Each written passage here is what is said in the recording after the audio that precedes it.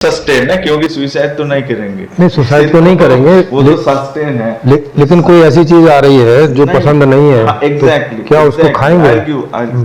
इसमें ये बहुत इंपॉर्टेंट बात आप पूछ रहे हैं। जी जी। क्योंकि ये दुनिया डुअलिटी पर चलता है, एक अच्छा एक बुरा, एक सच्चा झूठ। ये माइंड डुअलिटी पर, ये माइंड हमेशा स्प्लिट है। हाँ, दाहिना या बाया, इसी पर दुनिया चल रहा है। कोई भी चीज ये डुअलिटी है। हाँ, हर चीज का दो प्रभेद है। ठीक है, समझ गया ना, एक नेगेटिव एक पॉजिटिव, ये दो हिस्सा पर चलता है। लेकिन तीसरा एक बुद्ध ने ढूंढा, तीसरा जो आप अभी पूछ रहे हैं, अगर ये दोनों ठीक है, हम इसको पसंद है, इसको पसंद नहीं है, फिर हम कैसे इसको नफरत है, इसको प्रेम है, ये दोनों कैसे फिर हम खत्म करेंगे? अगर इस दोनों को हम नहीं करेंगे तब तो वैसे बिल्कुल वैसे ही है। तो इसको बुद्ध ने कहा है उपेक्षा, इसको कहा उपेक्षा। क्योंकि आग तो है, आग तो आपको फोड़ नहीं सकते, और खान भी है, और शब्द तो सुनेगा ही, और रूप भी देखेगा, फिर क्या करोगे?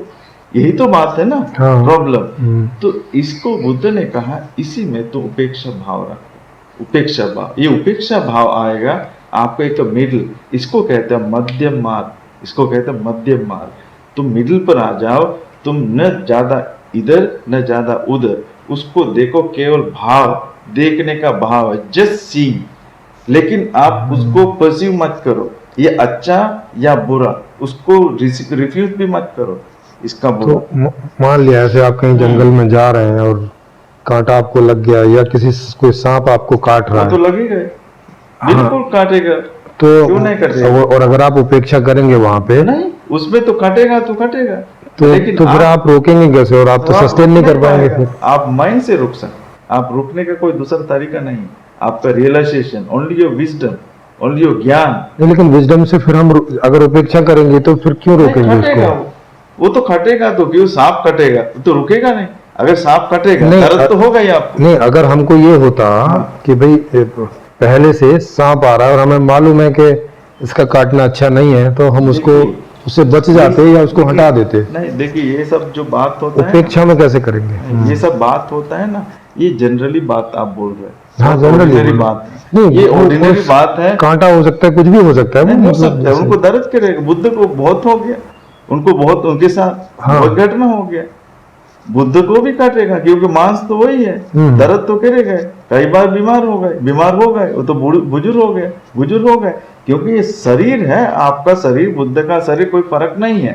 शरीर में खून है, मांस है, एक ही है, चाहे भगवान हो, उनका भी वो शरीर है, शरीर एक ही, उनको भी दर्द करेगा दो आप। लेकिन फर्क है, जो समझेगा दर्द है, अगर खटेगा तो अलग से उनको प्रयास नहीं करेगा। लेकिन जो आदमी के अंदर जितना आपके संज्ञान है, और जिसके अंदर आप अगर बचना है, अगर शरीर को किसी को काटना नहीं, आप जानबूझ करके अगर आप रास्ते में जाएगा, तो आप जहाँ सांप है, अगर हो सकता है सांप काटेगी बुद्ध को भी, लेकिन बुद्ध तो उस समय कुछ नहीं करेगा, वो तो जाएगा रास्ते में। हो सकता है नहीं भी काटे, दोनों बात हो सकता है।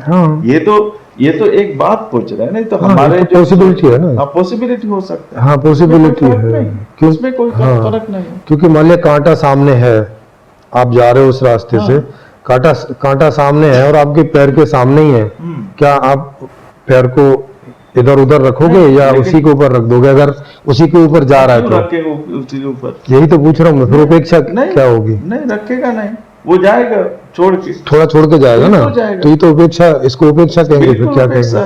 कैसे? क्यों नहीं, आप क्यों जाएंगे वहाँ? वो उनको नहीं चाहिए ना, ऐसे बोलिए ना, आप उसको क्यों जाएंगे? नहीं, मैं तो नहीं जाऊंगा फिर, लेकिन मैं इस अवस्था में नहीं जाऊंगा ना, नहीं, क्योंकि मुझे पता है कि उससे मुझे दुख होगा।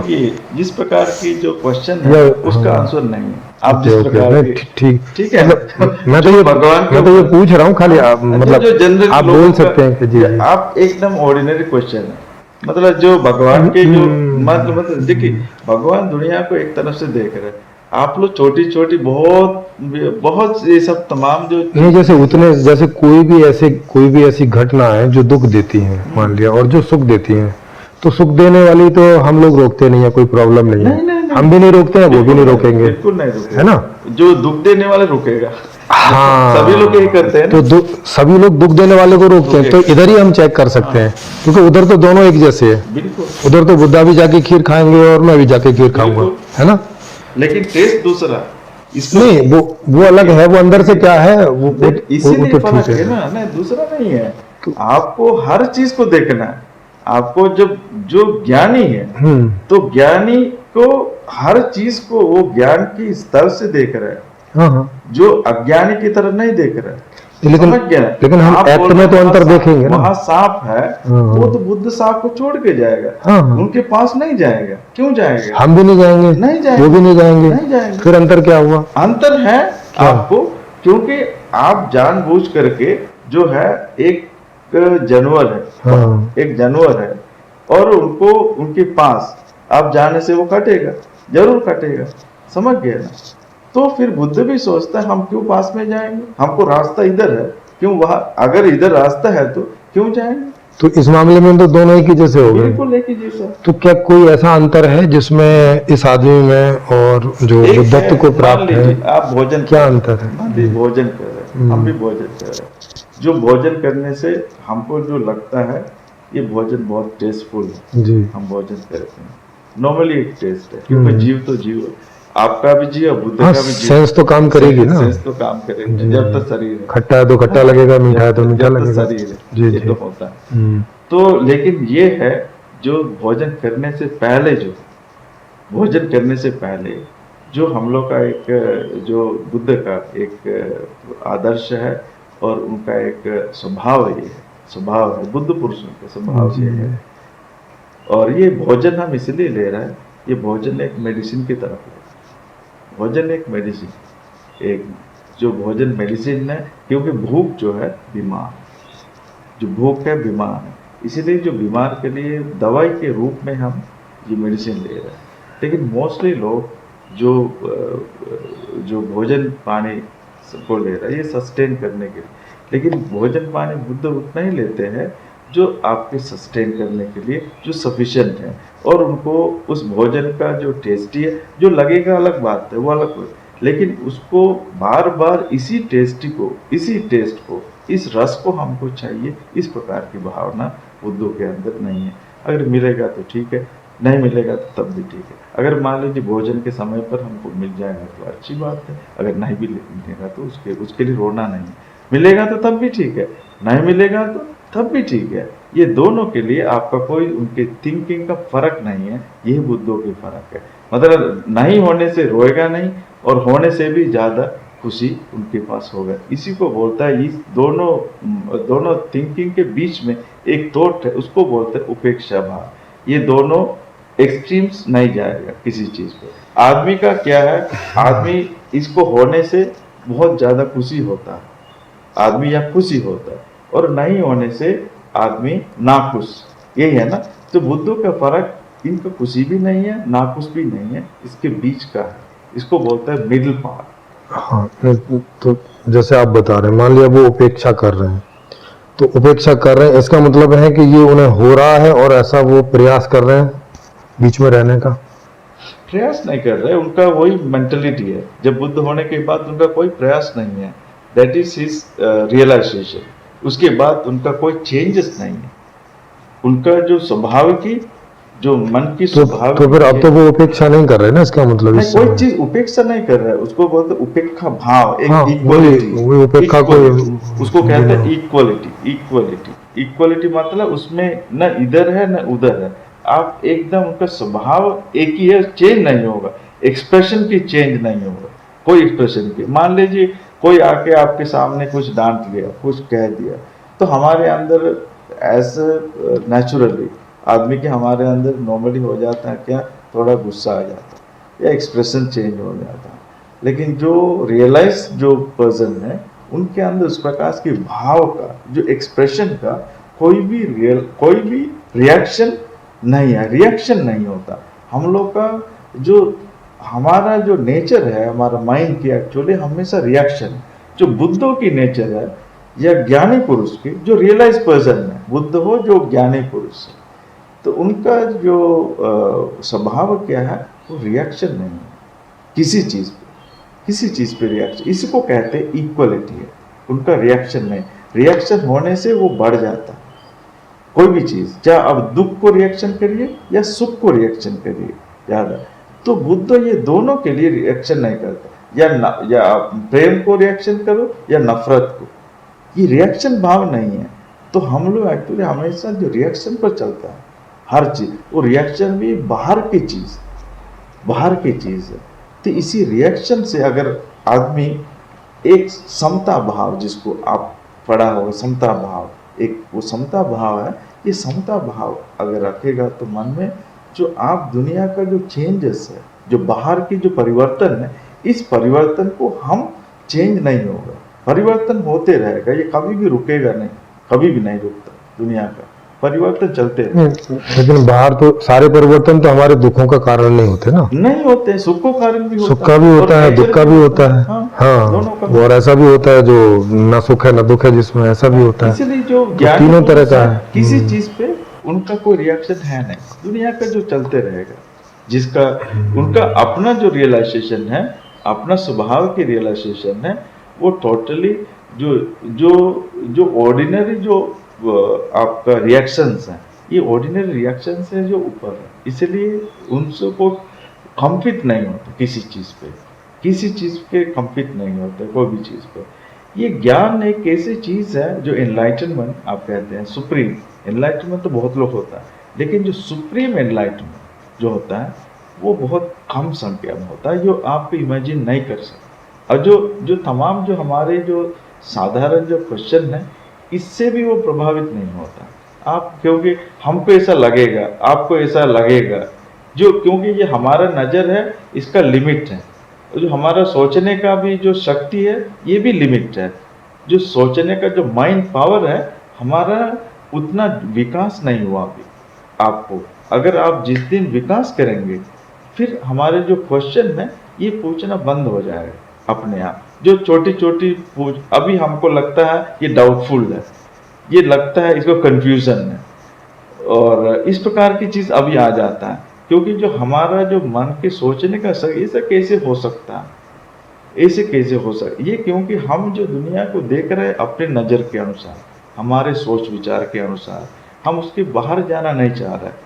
और जिस दिन आप उसके बाहर जाके एक विकसित हो जाएंगे, तो उसी दिन हमारा उस प्रकार की जो छोटी जो तमाम हमारे क्वेश्चंस हैं या हमारे जो कन्फ्यूजन्स हैं पूछने का, ये हमको बंद हो जाएगा। ये शुरू में ये सब होते रहते हैं। एक्चुअली बुद्ध भी उस समय गुरुओं के पास गए, जाके तमाम पूछने लगा बहुत सारी चीज़, और उसके बाद उनके पास भी बहुत लोग आए, अलग अलग संप्रदाय के लोग आके फिर उनके पास पूछने लगा, ये कैसे होता है, दुनिया कैसे होता है, ईश्वर कहाँ है, आत्मा को क्या होता है, फिर मरने के बाद क्या होता है, ये तमाम पूछने लगा बुद्ध के पास। तो बुद्ध उनको जवाब देने नहीं गए, और ऐसे ही आपको कहानियां मिलेंगी बुद्ध के उसमें, ऐसे बहुत कहानियां मिलेंगी, बहुत सारे लोग नाराज हो गए बुद्ध से। वो एक्चुअली विपासना में भी वो कोई सवालों के जवाब नहीं देते, कोई भी, मतलब उनकी साधना से अलग, जो साधना से संबंधित छोड़ के बाकी और के लिए सवालों के जवाब कोई भी टीचर नहीं देते हैं वहाँ पर। तो लेकिन जो नए लोग हैं वो तो सवाल पूछते ही हैं, आधुनिक लोग हैं। हाँ, आधुनिक लोग हैं, और वो ये भी बोलते हैं कि भाई कम से कम पूछ के जितना थोड़ा सा जाना जा सकता है, कम से कम ये तय करने के लिए कि भाई उधर जाए कि नहीं जाए, क्योंकि एक मार्ग तो है नहीं, है ना। अगर एक ही मार्ग होता तब भी उतनी समस्या नहीं थी। हाँ, क्योंकि बहुत सारे मार्ग हैं, कंफ्यूजन भी है। हाँ, कंफ्यूजन भी बहुत है, तो उसके लिए कम से कम इतना जरूरी रहता है कि भाई और उसका परिणाम भी कोई बहुत हमारे सामने नहीं है, क्योंकि 2500 साल से ज्यादा हो गया है ना, और उतने में हमें कोई बहुत लाइट दिखाई पड़ती नहीं है दुनिया में आज भी 2500 साल के बाद में, कि जैसे हमें दूसरे इंस्टीट्यूशन में दिखाई पड़ती है कि स्कूल शुरू हुए तो वैज्ञानिकों की संख्या बहुत बढ़ गई, इंजीनियर्स बढ़ गए, डॉक्टर्स बढ़ गए, है ना, सारी दक्षताएं बढ़ी हैं, एनलाइटन पीपल नहीं बढ़ेगा। ये तो आपका कहना, क्योंकि जबकि एनलाइटनमेंट के भी इंस्टीट्यूशन बहुत है। जितने भी लोग हुए उनके सबके चलाए हुए सब चल रहे हैं, जी जी। है ना। विवेकानंद के भी चल रहे हैं, ओशो के भी चल रहे हैं, उनके भी चल रहे हैं, रामकृष्ण मिशन भी। हाँ, तो मतलब पुराने जितने हैं वो तो चल ही रहे हैं, नए नए और भी पैदा हो रहे हैं। तो लेकिन उसके बावजूद भी ऐसा कुछ नहीं दिख रहा है जो मतलब ऐसा ही दिखाई पड़ता है कि बुद्ध के बाद अभी तक दूसरा बुद्ध जैसा कुछ दिखता नहीं, मतलब अगर बिल्कुल नहीं, है ना। बिल्कुल नहीं। जबकि होना तो ये चाहिए कि उनसे या तो उनसे ज्यादा होना चाहिए, और अगर उनसे ज्यादा कुछ होता नहीं है तो कम से कम उतना तो होना चाहिए। उसके लिए आपको मैं ये बताना चाहता हूँ, एक्चुअली बुद्ध पुरुष या एनलाइटन पुरुष के लिए और भी चीज जरूरत पड़ती है। मतलब ऐसे समय का भी आधार, समय का भी बहुत सारी चीज है। और लेकिन आने वाले समय में जो मैंने कहा ना, लोगों के अंदर एक होना चाहिए जिज्ञासा, सच की खोज। और बुद्ध के जो समय ऐसे था जो लोग सच की खोज में चल पड़े। और जहाँ उस समय जो भारत की एक संप्रदाय था, लोग सन्यास की लाइफ में हर समय जाते रहते हैं और खोज में कुछ न कुछ, तो मतलब वंडरिंग, जो एस्थेटिक्स है, एस्थेटिक लाइफ इंडिया का बहुत पुराना है। तो आजकल लोग, फिर साइंस आ गया अभी, और साइंस आने के बाद बाहर का जो एक्सपेरिमेंट है, जो एक्सटर्नल एक्सपेरिमेंट, तो बढ़ावा बहुत हो गया। जैसे आप अभी कह रहे हैं हर देश में लैब बहुत बढ़ गया, तो लेकिन जो एनलाइटमेंट के लिए कोई लैब नहीं है, पहली बात है। और सुप्रीम एनलाइटमेंट के लिए, इसके लिए भी होना चाहिए। देखिए थोड़ा थोड़ा बहुत, और ये उनको ही खोल के जाना चाहिए, जाना चाहिए। और इसका खामियां दिखाई दे रहा है हर जगह में, और सेल्फ रियलाइजेशन बहुत कम है। और इसके कारण भी है, इसका कारण ये है, देखिए बुद्ध के पास जो लोग गए, बुद्ध के फेस टू फेस मिले, और फेस टू फेस उनका आचरण, उनका रहन सहन, सब कुछ देखने को उनका मिला, विटनेस मिला। लेकिन जब बुद्ध चले गए, उसके बाद उनके शिष्य कुछ रह गए। और उसके बाद दूसरी बात यह है, बहुत सारी किताबें लिखा, और किताब से भी बहुत कंफ्यूजन है। जो लिखियों की किताब तो बुद्ध ने लिखा नहीं कभी। और दूसरी बात, हर रिलीजन में, हर संप्रदाय में जो भी फाउंडर्स है, तो उन्होंने कभी भी कोई किताब नहीं लिखा। पहले वालों ने तो नहीं लिखा, नए वाले तो बोल के गए। हाँ, ओरिजिनल तो नहीं लिखा, बहुत सारे नहीं लिखा। आप बुद्ध बोलिए, नानक बोलिए, आप और महावीर बोलिए, कृष्ण बोलिए, अपने हाथ से तो नहीं लिखा कोई भी। तो इसीलिए जो उसके बाद जो संप्रदाय बन गए, किताब लिखने के बाद क्या हो जाता है, एक संप्रदाय हो जाता है। जो संप्रदाय में आपको सच और बढ़ावा, ये दोनों मिलेगा आपको। और उसमें आपको बहुत सावधान से, टेक्स्ट से, आपको जो रेलेवेंस है, जो सच के लिए, जो एनलाइटनमेंट की जो रेलेवेंस चीज़ों है, इसको बहुत सावधान से निकालना होगा। आपको 10 किताब पढ़ेगा तो 10 मिलेंगे आपको अलग अलग विवरण, फिर आप कंफ्यूज जरूर होगा। ऐसे कहानियां हैं भगवान बुद्ध के। एक किसी गांव में गए, इस बिहार में, तो बुद्ध जाने के बाद वहाँ के लोग आके उनको कंप्लेन करने लगा। जो गांव के लोग कंप्लेन किया, बोलता है आप सन्यास हैं? हाँ बुद्ध, हाँ। तो फिर वो लोग बोलता, देखिए यहाँ हमको सन्यास के ऊपर कोई विश्वास नहीं है। उन्होंने लोग सीधा गांव वाले ने बोला बुद्ध को। तो बुद्ध ने पूछा क्या कारण है? तो फिर ये लोग बोला है, देखिए यहाँ हमेशा सन्यास बार बार आते हैं। तो वो आगे क्या बोलता है, ये मेरा ही धर्म सच है, जो दूसरा कोई अगर बोले वो सच में ही मानो, नहीं मानो, वो भी चला जाता है, हम लोग मान लेते हैं। फिर दूसरा आ जाता है सन्यास, दूसरा संप्रदाय। तो वो आने के बाद वो क्या कहता है, वो तो पहले जो आया है वो बोलता है उसको मत मानो, ये मेरा ही है, ये सच है, इसको मानो। इस प्रकार के आते रहते साल में कई लोग इस गांव में।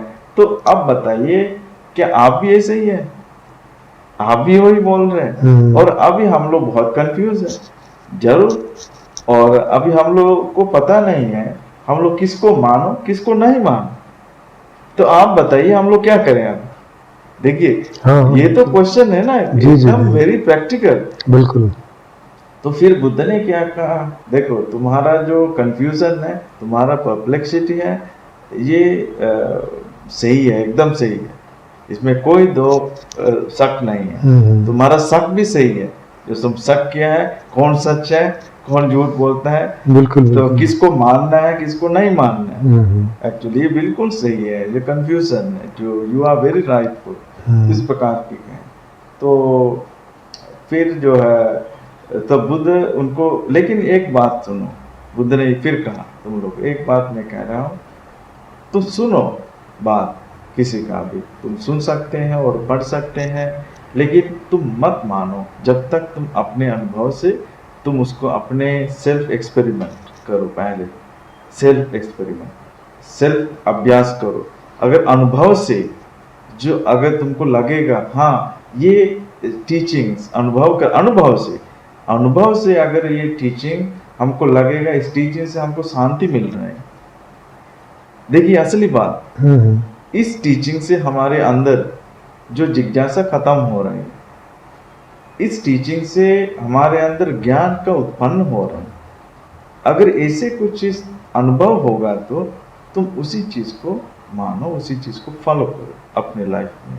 लेकिन कोई अगर कहने से भी, अगर कहीं किताब में लिखा है और किताब इतना पुराना है और कोई टीचर इतना पुराना है, सीनियर है, ये संप्रदाय बहुत हजारों वर्ष से है, ये इतना परंपरा से आ रहा है, ऐसा कुछ कोई भी चीज तुम मत मानो, कोई भी चीज फॉलो मत करो जब तक तुम्हारे कसौटी पे, तुम्हारे खुद प्रैक्टिकल अपने सेल्फ रियलाइजेशन जब तक नहीं होगा, तुम कोई भी चीज मत मानो।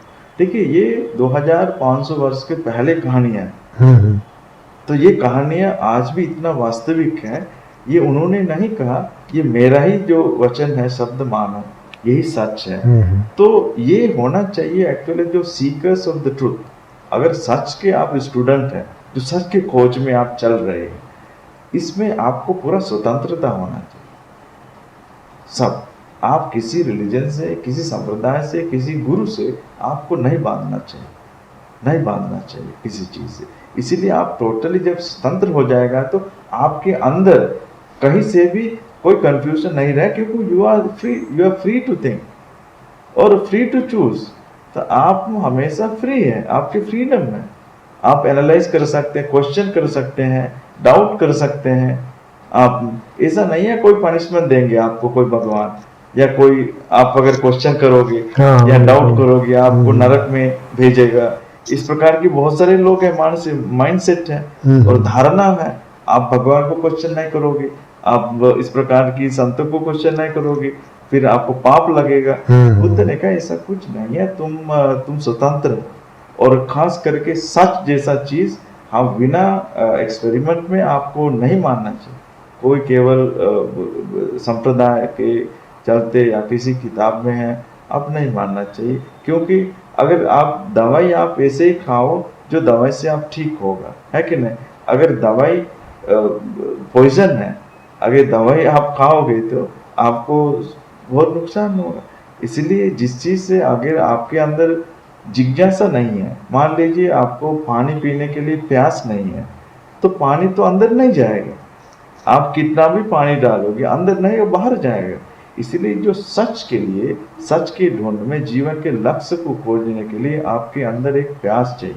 जिसके अंदर प्यास है वो जहां पानी है वो ढूंढ के जाएगा, लेकिन प्यास चाहिए। जिसके अंदर प्यास नहीं है वो कभी, पानी चारों तरफ भरा है आप पिएंगे नहीं।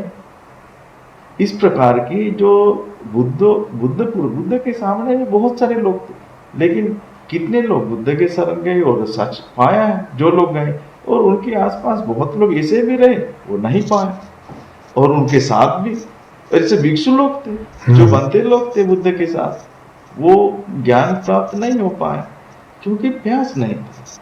तो प्यास कभी कभी अपने आप से आ जाता है।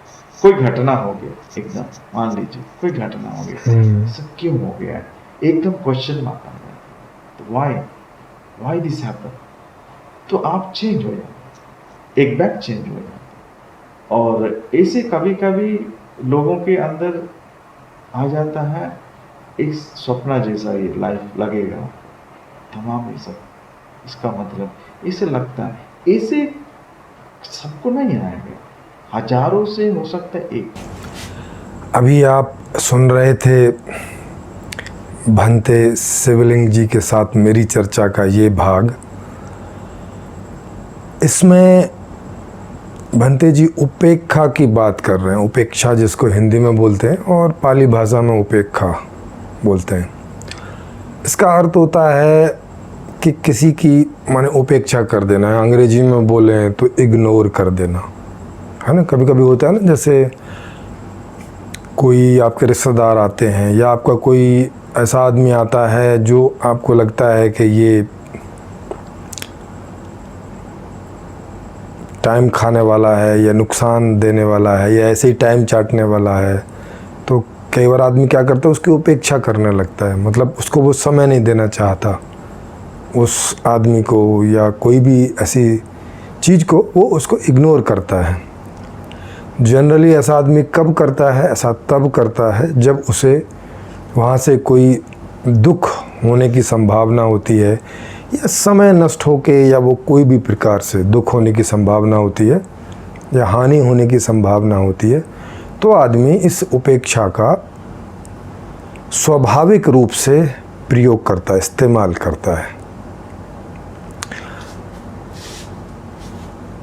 और ऐसा हर आदमी करता है। मतलब ये कोई ऐसी कला नहीं है कि जो किन्हीं बुद्ध को ही आती है या कोई बुद्ध ही इसको सिखा सकते हैं। ये जैसे ही बच्चा थोड़ा सा बड़ा होता है 8-10 साल का, तो उसको ये स्वाभाविक होने लगता है कि जिस चीज़ में उसका इंटरेस्ट नहीं है और उसे ऐसा लगता है कि नहीं कोई चीज़ है, मेरा समय ख़राब करने होगा, मेरा ये होगा वो होगा, तो वो उसकी उपेक्षा करता है, उस तरफ ध्यान नहीं देता। वो ऐसा जताता है अगर कोई सामने आदमी है उस तरह का कि भाई आपकी मेरे जीवन में कोई स्थिति नहीं है, कोई स्थान नहीं है आपका, आप जाइए, आप मेरा समय ना खराब कीजिए, है ना। आपने बच्चे भी देखे होंगे कि आप बच्चे के सामने 2 लोग आ जाएं, बोले कि बच्चा मेरे पास आ जाओ, मेरे पास आ जाओ, तो बच्चा उसके पास चला जाता है, जिससे उसे ज़्यादा लाभ की बात रहती है, ज़्यादा उसको लगता है कि ये मुझे ज़्यादा प्यार करता है या ये मुझे मिठाइयाँ या जो भी उसके बच्चे के लाभ होते हैं, वो उधर चला जाएगा, दूसरे की उपेक्षा कर जाएगा, दूसरे को वहाँ बोले तो रिजेक्ट कर जाएगा या उपेक्षा कर जाएगा। या कई बार आप बच्चे को बुलाते रहते हो, अरे बेटा मेरे पास आओ, मेरे पास आओ, वो सुनता भी रहता है मगर वो उपेक्षा करता रहता है, आता नहीं, कोई जवाब भी नहीं देता, क्योंकि अभी वो जिस चीज़ में मशगूल है, जिस लाभ लेने में लगा हुआ है, जिस सुख लेने में लगा हुआ है, वो वहाँ से हटना नहीं चाहता और उसे ऐसा लगता है कि आप उसका समय ख़राब करेंगे और या आपके पास आके उसे कुछ ऐसा और इंटरेस्टिंग नहीं मिलने वाला है जैसा वहाँ पे उसे अभी इंटरेस्टिंग है। तो इसे उपेक्षा कहते हैं, उपेक्षा कहते हैं। तो ये आप समझ गए होंगे कि उपेक्षा कोई ऐसी कला या ऐसा भाव या ऐसी कोई प्रक्रिया नहीं है कि जो किसी मनुष्य को नहीं आती है। ये कोई पागल कुछ हो जाए या तो एक अलग बात है, अदरवाइज ये कॉमन सेंस है, मतलब ये सबको आती है और स्वाभाविक ही आती है ना। ये इस तरह की स्थिति परिस्थितियों में स्वाभाविक ही पैदा होती है। लेकिन भंते जी बता रहे हैं कि ये बहुत स्मार्ट प्रक्रिया है उपेक्षा। पर जब मैं उनसे सवाल पूछ रहा हूँ उपेक्षा के ऊपर, तो वो फंस जा रहे हैं। तो कह रहे हैं नहीं, आप इस तरह से सवाल पूछ रहे हैं, इस तरह के तो कोई जवाब नहीं, इस तरह के सवालों के तो कोई जवाब नहीं हो सकते हैं, है ना। क्योंकि भंते जो उपेक्षा बता रहे हैं वो सुख और दुख दोनों में समान रूप से बता रहे हैं। जबकि आदमी दुखों में करता है, सुखों की तरफ तो लालायित होता है, सुखों की तरफ तो जाता है, वहाँ थोड़ी ना उपेक्षा करता है। कहाँ करता है? जहाँ से दुख आने की संभावना होती है या कुछ भी नहीं आना, समय खराब होगा ऐसा करके, है ना। जहाँ उसका कोई इंटरेस्ट नहीं पैदा होता वहाँ उपेक्षा करता है। या जहाँ से दुख आ सकता है वो वहाँ से कन्नी काटने की कोशिश करता है, बोले साइड से निकल जाए, ठीक ही है। तो इस चीज़ को देखें। अब जैसे भंते बता रहे हैं कि जैसे उन्होंने एक उदाहरण लिया कि भूख जो है वो एक बीमारी है, बताइए। अब भंते को भूख बीमारी कहाँ से लग गई? माने इनको ये कहाँ से इन्होंने निर्णय कर लिया कि भूख एक बीमारी है? ये जो हम रोज़ 2-3 समय भोजन खाते हैं, इसे वो बीमारी के रूप में देखते हैं। और सीधी सी बात है, उन्होंने बुद्ध की किताबों में ही पढ़ा होगा कि भाई भूख एक बीमारी है। इसीलिए ये लोग एक समय खाना खाने की बात करते हैं, और वो भी स्वाद के लिए नहीं, केवल जिंदा रहने के लिए, जीवित रहने के लिए। बताइए,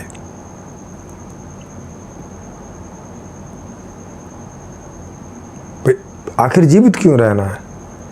आपने इनके पहले वाले वीडियो में देखा होगा, पहले वाले भाग में, कि वो पहले वाला भाग ही इस बात पर था कि जीवन का क्या उद्देश्य है। और उन्होंने कहा कि जीवन का उद्देश्य तो कुछ भी नहीं है एज सच, हम बस बना सकते हैं अपने कोई जीवन का उद्देश्य। तो जब जीवन का कोई उद्देश्य है नहीं, कोई चाहे तो बना सकता है, लेकिन ये तो भंते हैं, ये क्यों बना रहे हैं जीवन का उद्देश्य? छोड़ दें ऐसे ही, जीवन माने सुसाइड कर लें, कोई उद्देश्य ना बनाए, बात ही खत्म हो जाए कि नहीं हो जाए। लेकिन नहीं, वो उद्देश्य बना रहे कोई ऐसे निर्माण का कि जिसमें ये हो जाता है, वो हो जाता है, ऐसी कई सारी कल्पनाएं हैं उस निर्वाण के साथ। पूछो तो ठीक से बता भी नहीं पाते क्या है, बोलते बस नहीं हो जाना है। अरे नहीं हो जाना तो मर के भी हो जाता है। क्या किसी को भी अपने पिछले कोई जन्म का कुछ याद है क्या? कुछ भी पता नहीं है। अगर कोई जन्म होता तो बहुत सारे लोगों को याद होता भाई, कुछ भूल गए होते, मगर कुछ चीज़ें तो याद रहती, मुख्य टाइप की, जैसे इस जीवन में याद रहती हैं।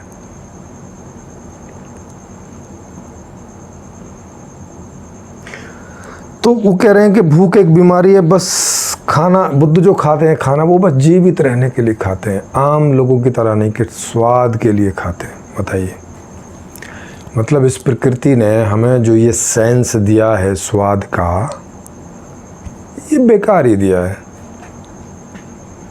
प्रकृति हमारी दुश्मन है कि उसी में से हम पैदा हो रहे हैं, माने वो हमें पैदा कर रही है और फिर हमें ऐसी चीज़ें दे रही है जो फालतू की चीज़ें हैं, जो नुकसान वाली चीज़ें हैं, जो हमें बंधन में डालने वाली चीज़ें, जो हमें दुख में डालने वाली चीज़ें हैं। बताओ, स्वाद से दुख होता है कि सुख होता है? भाई अगर हमारी इच्छा अनुकूल कोई चीज़, कोई स्वाद हमें मिलता है तो हमें अच्छा लगता है। हाँ, इच्छा के प्रतिकूल कुछ मिलता है तो दुख होगा। तो ये बात पांचों जो सेंसेस है हमारी, ये सब के बारे में आ जाती है कि अगर वो इच्छा के अनुकूल सब रहता है तो बढ़िया लगता है, इच्छा के प्रतिकूल कुछ होता है तो बुरा लगता है। तो इच्छा के अनुकूल जो होता है उसमें तो कोई दिक्कत नहीं है, इच्छा के प्रतिकूल जो है वहाँ कुछ करने की ज़रूरत है ना, समस्या तो वहाँ है। पर इन्होंने क्या किया कि पूरे बात को ही समस्या मान लिया, बोले सुख हो दुख हो सब समस्या ही समस्या है।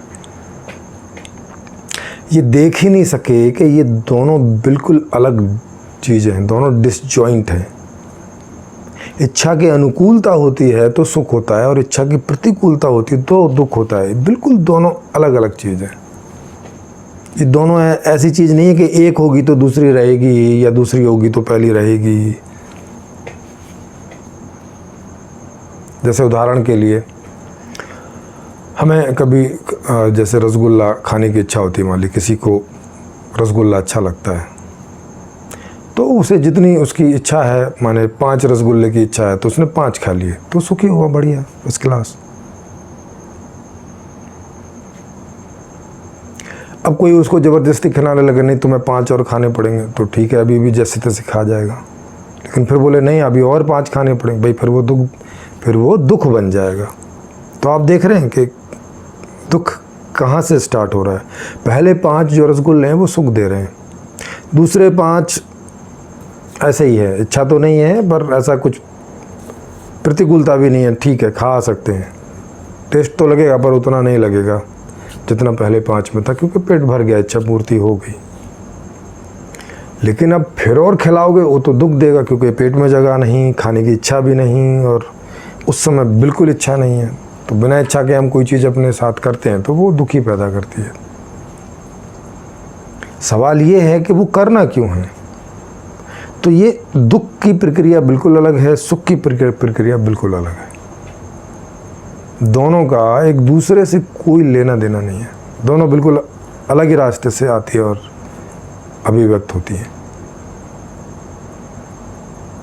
तो वो खाने को ही, माने अंदर भूख हो रही है उसी को बीमारी बता दे रहे हैं, अंदर प्यास लग रही है उसी को बीमारी बता दे रहे हैं।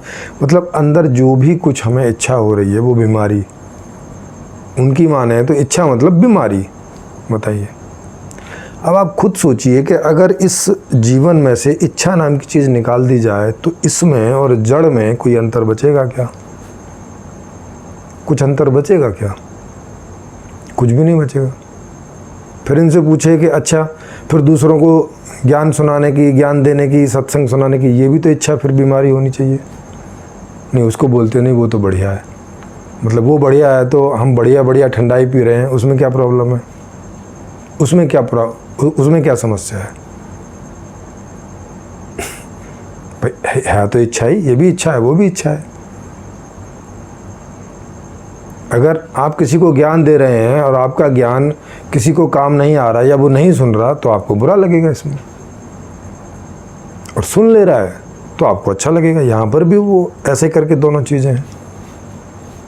और जबकि वो बाद में बोलते भी हैं कि ज्ञान की सबकी इच्छा नहीं होती, सब लोग इस तरफ नहीं जाते, कि तो किन्हीं के जीवन में कोई ऐसी घटनाएं घट जाती हैं या दुर्घटनाएं घट जाती हैं जिससे उसको क्वेश्चन खड़ा हो जाता है, और तब वो जो है क्वेश्चन मार्क खड़ा होता है और तब वो कहीं ज्ञान की तरफ जाता है। इसका मतलब है कि कोई आदमी इन चीज़ों की खोज में जाता है। जैसे कोई आदमी फिजिक्स की खोज में जाता है, कोई केमिस्ट्री की खोज में जाता है, कोई बायोलॉजी की खोज में जाता है। फिर इनमें भी बहुत सारे डिपार्टमेंट हैं, ऑर्गेनिक, इनऑर्गेनिक, क्वांटम, ये वो। तो जिसकी जहाँ इच्छा होती है वो वहाँ, जिसकी जिस चीज़ में जिज्ञासा पैदा होती है वो उस ज्ञान में जाता है। जिनकी नहीं होती वो नहीं जाते, या जिनकी जितनी होती है उतने जाते हैं। तो ये तो स्वाभाविक प्रक्रिया है। फिर हमें वो चेक भी करना होना चाहिए कि भाई ये जो ज्ञान बता रहे हैं वो ज्ञान है भी क्या। जैसे हम साइंस को चेक करते हैं, दूसरी चीज़ों को अपने जीवन में चेक करते हैं। कोई कह रहा है कि भाई मेरी जेब में 200 रुपये हैं, तो ऐसे नहीं मान लेते हम। उसकी जेब में हाथ डाल के निकाल के देखते हैं, हाँ अच्छा 200 हैं, तो फिर मान लेते हैं। नहीं तो आदमी झूठ भी तो बोल सकता है या गलत भी तो बोल सकता है। तो अब बुद्ध मतलब बनते क्या कह रहे हैं कि बुद्ध जो है वो सुख और दुख दोनों में समान रहता है, एक समान। मतलब ना उसे कोई सुख होता, वो कह रहे हैं कि उसके चेहरे के एक्सप्रेशन भी नहीं बदलते। मतलब कोई आके कोई पॉजिटिव उनके सामने उनके साथ में अभिव्यक्ति करे तो भी, और कोई नेगेटिव अभिव्यक्ति करे तो भी, माने कोई आके गाली दे तो भी, और कोई फूल चढ़ाए तो भी, वो ऐसे ही पत्थर की तरह बैठे रहेंगे। ना फूल चढ़ाने को कोई अभिव्यक्ति देंगे और ना गाली देने को कोई अभिव्यक्ति देंगे। इसको ये उपेक्षा बोल रहे हैं, उसको ये उपेक्षा कह रहे हैं। अरे भाई अच्छी चीज़ों में उपेक्षा करने की क्या ज़रूरत है? कोई आदमी आया, उसने आपसे अभिवादन किया, प्रेम भरा व्यवहार किया, माने पॉजिटिव व्यवहार किया, तो उसको पॉजिटिव अभिव्यक्ति देने में, पॉजिटिव भाव देने में, पॉजिटिव इम्प्रेशन देने में क्या प्रॉब्लम है? उसमें क्या समस्या है? लेकिन वही कि इन चीज़ों को गलत समझ लिया और उनको लगा कि अगर मैं दुख की उपेक्षा, अगर मैं सुख की उपेक्षा नहीं करूँगा तो दुख की भी नहीं कर पाऊँगा, ऐसा होने लगा। जबकि ये बात पहले से ही गलत है। मतलब आदमी स्वाभाविक रूप से दुख की उपेक्षा करता है, जहाँ तक पॉसिबल होती है वो करता ही है। वो कला उसको ऑटोमेटिक आती है, स्वाभाविक रूप से आती है।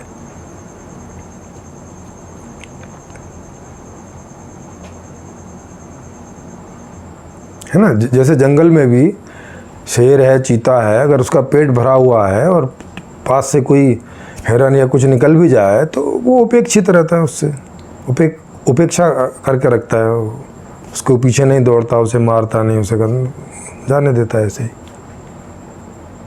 जरूरत नहीं है।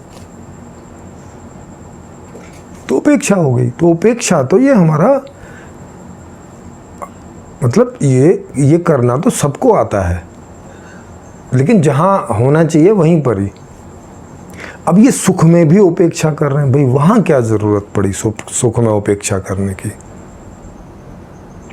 कोई बच्चा आया आपकी गोद में आके बैठ गया, ऐसे ऐसे करने लगा और आप बैठे हो ऐसे, कोई एक्सप्रेशन नहीं, चेहरे की कोई मांसपेशी में कोई हरकत नहीं। और आपको ये नियम भी पता होगा कि जिन मांसपेशियों का हम इस्तेमाल नहीं करते वो मांसपेशियां जड़ हो जाती हैं, शिथिल पड़ जाती हैं, होती ना।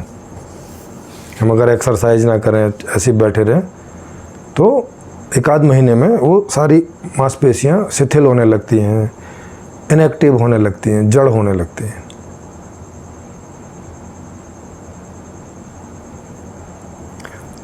तो चेहरे के एक्सप्रेशन वाली मसल्स को क्यों जड़ बनाना है? किस लिए आखिर? बुद्ध को ऐसा डर था कि अगर मैं पॉजिटिव एक्सप्रेशन बनाऊंगा तो फिर नेगेटिव एक्सप्रेशन भी भाई साहब बनेंगे। इतना वो ये सत्य नहीं देख पाए कि दोनों अलग अलग चीज़ हैं।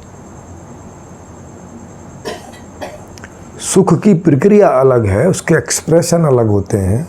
दुख की प्रक्रिया अलग है, उसके एक्सप्रेशन अलग होते हैं।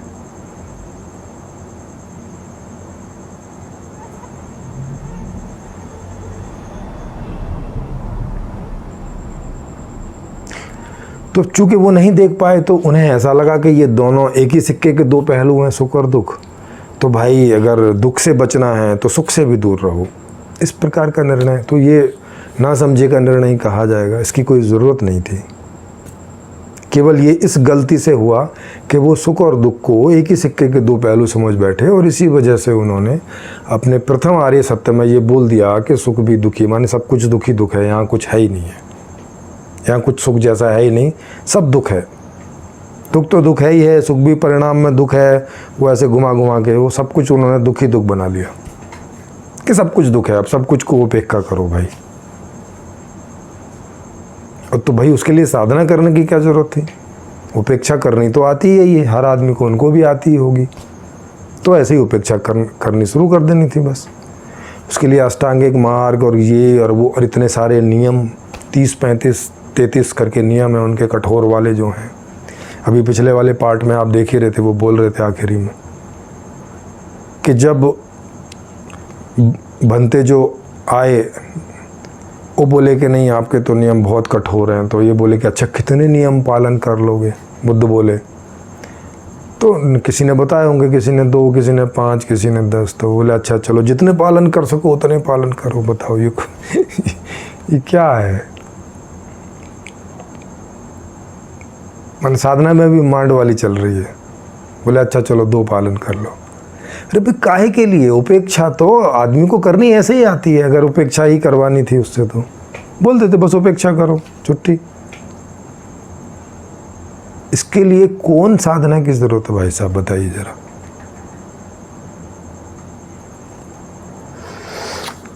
खैर, और भी आपने देखा होगा कि भंते ने बोला कि कई सारे प्रश्नों के जवाब बुद्ध नहीं देते थे, और बुद्ध से कई बार लोग नाराज़ भी हो जाते थे कि हम सवाल पूछ रहे हैं और आप जवाब नहीं दे रहे हैं। वो बोलते थे नहीं इस सवाल का जवाब ज़रूरी नहीं है, ये नहीं है, वो नहीं है, ऐसे कोई भी बहाने बना देते थे। बोलते थे बस तुम्हारे जीवन में दुख है कि नहीं है? हाँ जी है। तो दुख से छुटकारा पाना है कि नहीं? हाँ जी पाना तो है। तो फिर बस दुख से छुटकारा पाने का ये मार्ग है, इस मार्ग का अनुसरण करो और दैट्स इट। मुझसे मत पूछो सवाल कोई भी कि पुनर्जन्म होता है नहीं होता है, किसका होता है, फिर क्या होता है, फिर याद क्यों नहीं है, फिर कहाँ से आया, ये प्रकृति क्या है, क्यों चलायमान है, क्यों ये जन्म पे जन्म दिए चली जा रही है, क्यों ऐसा होता? कोई सवाल का जवाब नहीं। देते भी कहाँ से भाई? जानते होते तब तो देते, जानते ही नहीं थे तो देते भी कहाँ से? तो उनमें बिना मतलब की आलोचना उन्होंने ठीक नहीं समझा। बोले ठीक है। अब अभी जैसे मैं जब 10वीं 12वीं में पढ़ता था तो मेरी साधुओं से मुलाकात होती थी जगह जगह, मैं उनसे सवाल पूछता था। तो जितने सवालों के वो जवाब आसानी से दे पाते थे, क्योंकि यहीं से शुरू होता था जीवन का क्या लक्ष्य है, और जैसे ही 5-7 सवाल के ऊपर कूदते तो सवाल कठिन होने लगते थे और वो फिर बहाने बनाने लगते थे। बोले इससे क्या, वो सब परमात्मा पे छोड़ दो, ऐसा कर दो, वैसा कर दो। अरे भाई आप तो जवाब दो ना परमात्मा पे कि मुझसे क्यों छुड़वा रहे हो? परमात्मा भी छुड़वाना था तो पहले ही सवाल पे बोल देते, पहले सवाल का जवाब भी क्यों दिया? उसकी भी क्या ज़रूरत थी फिर? तो साफ पता चलता है कि जब उनको प्रश्नों के उत्तर नहीं मालूम होते तो वहाँ से फिर वो दाएं बाएं इधर उधर और ऐसे वैसे बहाने बनाने लगते हैं। ये ऐसा जनरली वो आदमी करता है जो ऑनेस्ट नहीं होता, ईमानदार नहीं होता, समाज के सामने सही तस्वीर पेश नहीं करना चाहता, कुछ ऐसा करके छुपा लेना चाहता है कि भाई अच्छा मुझे नहीं पता, ऐसा नहीं बोलता, ऐसा करके शो करता है कि पता तो है लेकिन बताऊंगा नहीं, या ज़रूरत नहीं है, या ये अनावश्यक है। अरे भाई अब जब आप समाज में बैठे हो, सामाजिक बन के, अब कोई भी आदमी सवाल पूछ रहा है और अगर उसका जवाब तुम्हारे पास है सही तो दो, और नहीं है तो बोल दो कि मैं नहीं जानता।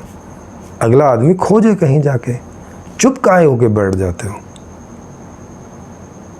क्या अगला आदमी अब कल्पनाएं करने लगे क्या, हो गुरुजी जानते तो हैं मगर बता नहीं रहे हैं, लगता है कि बड़ी इनकी सेवा करनी पड़ेगी, ये करनी पड़ेगी। वो बहुत सारी कल्पनाओं में चला जाता है, बहुत सारे ऐसे प्रयासों में चला जाता है जिससे उसके कोई सवालों के जवाब कभी मिलते नहीं हैं, और उसका भी समय खराब होता है और आपका भी होता है। तो ये चीज़, अच्छा एक बात और देखने वाली है इसमें, मैंने वो बात इसमें बोली भी कि इन आत्मज्ञानियों की श्रृंखला बड़े लंबे से चले, 2500 साल की तो हम लोगों के पास कहानियाँ ही हैं। बुद्ध की है, जैनों की है, फिर क्राइस्ट की है, फिर उसके बाद मुस्लिमों की है, और इसी दौरान या और इसके पहले सनातनियों की है, बहुत सारी कहानियाँ हैं। तो भाई अगर उस समय ये आत्मज्ञानी लोग थे, ये परमात्मा ज्ञानी लोग थे, तो फिर इनके होने के बाद तो इनकी संख्या बढ़नी चाहिए ना। जैसे स्कूल खोल दिए जाते हैं तो उसमें अध्यापकों की संख्या बढ़ती है, इंजीनियर्स बढ़ते हैं, डॉक्टर्स बढ़ते हैं, वैज्ञानिक बढ़ते हैं, दक्षता बढ़ती है, कुशलता बढ़ती है, ज्ञान बढ़ता है, नई नई चीज़ें खोजी जाती हैं। इनमें क्यों नहीं हुआ? बुद्ध गए तो बुद्ध के बाद में अब कोई दूसरा आदमी, अगर बुद्ध को माना जाए, मतलब जैसा अभी मानते हैं कि भाई वो बड़े ज्ञानी थे, तो आज कहाँ हैं ज्ञानी? आज तो ज़्यादा होने चाहिए ना। आज तो उनकी किताबें भी उपलब्ध हैं, तब तो किताबें भी उपलब्ध नहीं थी। एक बार बुद्ध ने जो बोल दिया, किसी ने सुन लिया तो सुन लिया, नहीं तो बात ख़त्म हो गई। भाई उनके कितने 400 साल बाद में वो किताबों की शक्ल में लिखी गई। तो पहले तो नहीं तो सुन के ही काम चलाते रहेंगे ना, कि सुनाया, जिसने सुन लिया तो सुन लिया, अब वो रिकॉर्ड और किताब लिखी हुई तो है नहीं है कि बाद में भी कोई पढ़ ले, सुन ले आज की तरह।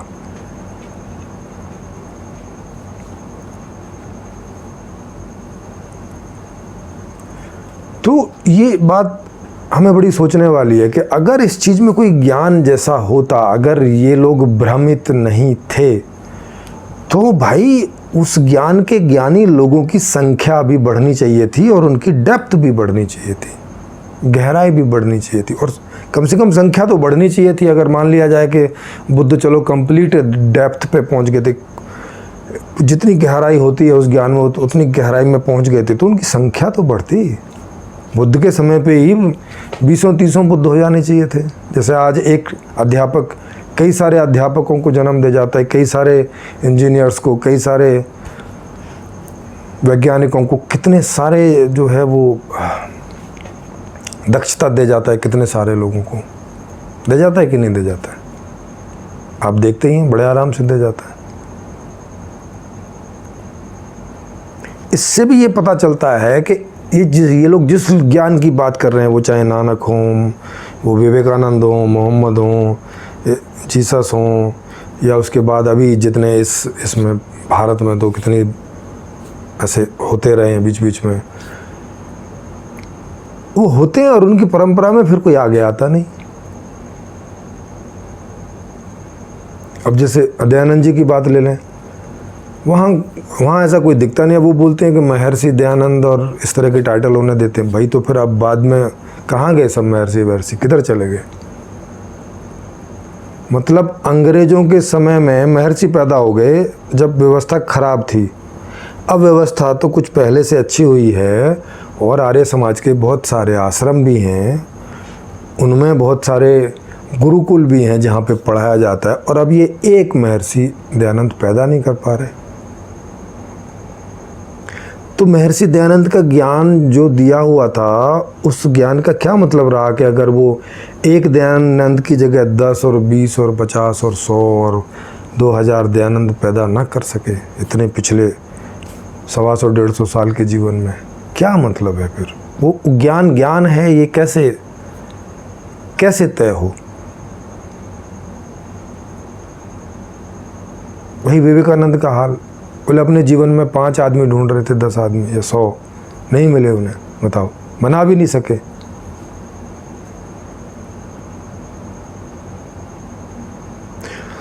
तो ये इनके ज्ञानों पर इस तरह की शंका उठना बड़ा स्वाभाविक है। दूसरा, बनते ने ये बात खुद मानी कि भाई ये जितने भी हुए हैं बुद्ध, मोहम्मद और वो सब, उन्होंने खुद तो कुछ लिख के गए नहीं हैं, उनके बाद में लिखा गया है सब चीज़ें। तो बहुत सारी मिलावटें उनमें हुई हैं, माने वो खुद मान के गए कि अभी हमारे पास जो भी किताबें हैं वो मिलावट से मतलब गैर मिलावटी नहीं है, माने वो शुद्ध रूप में नहीं है, वो अशुद्ध ही होंगी। और उनमें से ज्ञान निकालना बड़ा मुश्किल होता है, बड़ा एक क्षमतावान आदमी चाहिए, बड़ा जो है ज्ञान की जिज्ञासा वाला चाहिए, बड़ा दक्षता वाला चाहिए, तब कहीं इनमें से निकाल पाएगा, नहीं तो वो भ्रमित ही हो जाता है। ये खुद वो इस बात को मान रहे हैं, और ये मान कर भी वो उसकी छटनी नहीं कर रहे कि भाई किताब है इसमें से ये ख़राब था, इसे निकालो, ये ठीक है इसको रखो। ऐसा कोई इनके यहाँ पैनल नहीं कि जो किताबें लिखी हुई चली आई हैं अब तक उसको छांटें कि ये ठीक है और ये गलत है, ये ठीक है और ये गलत है। ऐसा कुछ है नहीं, ना कोई प्रैक्टिकल है, ना कोई ऐसी कोई प्रक्रिया है। फिरके बढ़े ही चले जा रहे हैं, मिलावट होती चली जा रही है, तो कुछ मालूम ही नहीं है क्या सही है और क्या गलत है। अब इनकी किताबों का पढ़ने का क्या मतलब रह जाता है? मतलब मिलावट बढ़ती जाती है, किताबों की संख्याएं बढ़ती जाती हैं, पेजों की संख्याएं बढ़ती जाती हैं, तो आगे आने वाले लोगों के लिए तो सरदर्दी पैदा हो रही है ना। ये वो इसमें से अगर कोई ज्ञान की बात कभी रही भी होगी तो उसको कैसे निकालेंगे? तो ये काम कौन करेगा? ये काम तो इन्हीं लोगों का था ना, लेकिन नहीं कर रहे हैं। वो भी वहाँ मंदिर खोल के और सुबह शाम उसकी आरती बूरती और वो उन्हीं सब कामों में लगे रहते हैं, जिसको वो खुद ही कह रहे हैं कि इसका कोई मतलब नहीं है। मतलब इतनी उनकी मजबूरी देखिए आप, कि वो खुद ही कह रहे हैं कि इस चीज़ का कोई मतलब नहीं है, और वही काम उनको खुद को सुबह शाम करना पड़ रहा है मोनेस्ट्री में। उन्हीं ग्रंथों को जिनको वो बता रहे हैं मिलावटी है, खुद पढ़ाते हैं, खुद पढ़ते हैं, और भी वहाँ पे अध्यापक हैं उनकी मोनेस्ट्री में जो आने वाले और दूसरे बच्चों को उन्हीं ग्रंथों को, उन्हीं मिलावटी ग्रंथों को पढ़ाते हैं, और ये आशा करते हैं कि बच्चे अपने आप उनमें से शुद्ध और अशुद्ध अलग अलग कर लेंगे। ये तो कर नहीं पाए, बच्चे कर लेंगे। देखिए कैसी विडंबना है। अब ये बात उनके ज़माने में भी उठी थी। बनते कह रहे थे कि बुद्ध के समय में भी, क्योंकि बुद्ध कोई पहली बार तो आए नहीं है, बुद्ध के समय में भी बहुत सारे उनके पहले लोग आते रहे आध्यात्मिक टाइप के, और ये और वो, उनकी भी बातें चल रही थी, है ना। कोई श्रमण धर्म था या और भी पता नहीं कितने धर्म रहे होंगे उसके पहले भी। तो लोग उनसे पूछते थे बुद्ध से कि भैया चलो अब आप एक बात लेकर आ गए हो, आपके पहले ही और यहाँ हर साल 2 साल लोग आते हैं, सुनाते हैं हमें अलग अलग तरह की बातें। अब हम कंफ्यूज हो गए हैं कि भाई क्या बात सही है। जैसे आज देखें तो आज जैनियों की बातें अलग हैं, बौद्धों की बातें अलग हैं, सनातनियों की बातें अलग हैं, मुसलमानों की बातें अलग हैं, क्रिश्चियंस की बातें अलग हैं, यहूदियों की अलग हैं, और इनमें भी बहुत सारे फिरके हैं, सबकी बात अलग है। तो आदमी तो कन्फ्यूज़ हो जाएगा कि भाई आखिर किस बात को माने और किसको ना माने। तो ये क्वेश्चन बुद्ध को भी पूछा उस समय के लोगों ने, ऐसी कोई कथाएं आती हैं उनकी किताबों में। तो बुद्ध क्या कहते हैं कि देखो भाई, धरातल पर कस कर देखो उसे, ना मेरी बात मानो न किसी की मानो, ऐसे बिना जांचे। अब यहाँ पे एक विरोधाभास आप देखें, लोग बुद्ध से ही पूछ रहे हैं कि भाई आपके जैसे यहाँ बहुत सारे आते हैं और वो अपनी अलग अलग तरह की बात करते हैं, हम किसकी बात माने, ये भी वो बुद्ध से पूछ रहे हैं। मतलब ये वो खुद से नहीं तय कर सकते कि हम इन बातों को अपने जीवन में चेक करके देख लें, ठीक है तो मान लें, नहीं तो छोड़ दें। ये बात भी उन्हें बुद्ध से पूछनी पड़ रही है। तो आप देख सकते हैं कि उस समय के जो लोग थे, बल्कि आज भी आप देखेंगे बहुत सारे लोग हैं, वो नहीं तय कर पाते। कंफ्यूज तो हो सकते हैं 50 तरह की बातों से, लेकिन वो नहीं तय कर पाते। जब ये लोग नहीं तय कर पा रहे, जो मुसलमानों के रिसर्च स्कॉलर हैं, जो बुद्ध के रिसर्च स्कॉलर हैं, जो सनातन के रिसर्च स्कॉलर हैं, जो यहूदी के रिसर्च स्कॉलर हैं, जो क्रिश्चियन के रिसर्च स्कॉलर हैं, जो जैनों के रिसर्च स्कॉलर हैं, ये क्यों नहीं मिलकर इस बात को सॉर्ट आउट करते? क्योंकि कोई भी आदमी इतने सारे तरह की बातें सुनेगा, पढ़ेगा, तो वो तो कंफ्यूज होगा ना। तो उनके कंफ्यूज को ये क्यों नहीं दूर करते हैं कि इन सारी किताबों को एक साथ मिला के और जो सही बात है उसको निकालें और सारी बातों को मर्ज कर दें। कर दें कि नहीं कर दें?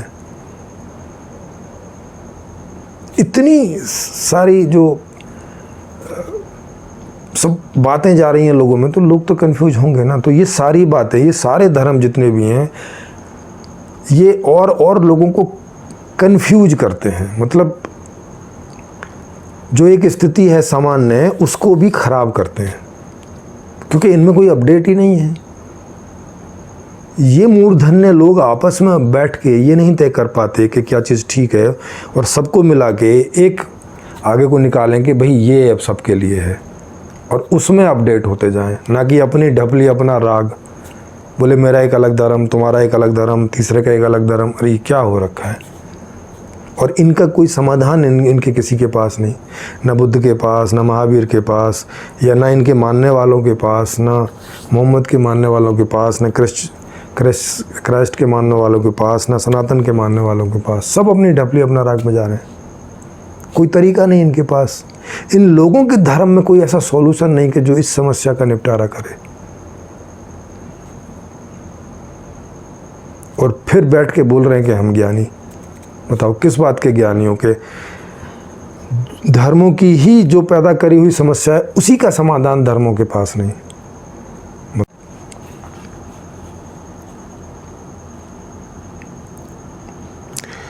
फिर कह रहे हैं ये कि भाई देखो क्या है कि ये तो ऐसी चीज़ है जिसके अंदर प्यास होगी वो खोजेगा, जिसके अंदर नहीं होगी वो नहीं खोजेगा। अरे तो फिर ये तुम सबको क्यों दे रहे हो? फिर ऐसा क्यों बोलते हो कि बुद्धिस्ट बन जाओ, ये बन जाओ, वो बन जाओ? फिर तो तुम सारे जने मिल के ऐसा बोलो ना कि भाई जिनको प्यास हो वो आओ और वो इसमें ढूंढो। इन चीज़ों का आप प्रचार ऐसे क्यों कर रहे हो जैसे हर आदमी को आपको ये बातें समझानी है, हर आदमी को मंदिर बुला रहे हो, हर आदमी को मस्जिद बुला रहे हो, हर आदमी को वो सब काम करवा रहे हो वहाँ। वो काहे के लिए करवा रहे हो? ना करवाओ। जैसे वैज्ञानिक हैं भाई, जिनको वैज्ञानिक बनना है वो बनते हैं, जिनको नहीं बनना नहीं बनते। जिनको जितना पढ़ना होता है पढ़ते हैं, जिनको नहीं पढ़ना होता नहीं पढ़ते हैं। इस प्रकार का कुछ होना चाहिए। इसके कोर्स भी होने चाहिए। कोर्स हैं इनके किसी के पास? नहीं है।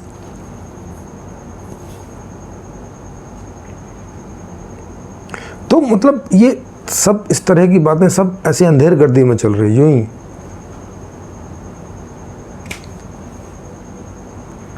तो इन सब बातों से आप इस बात को समझ सकते हैं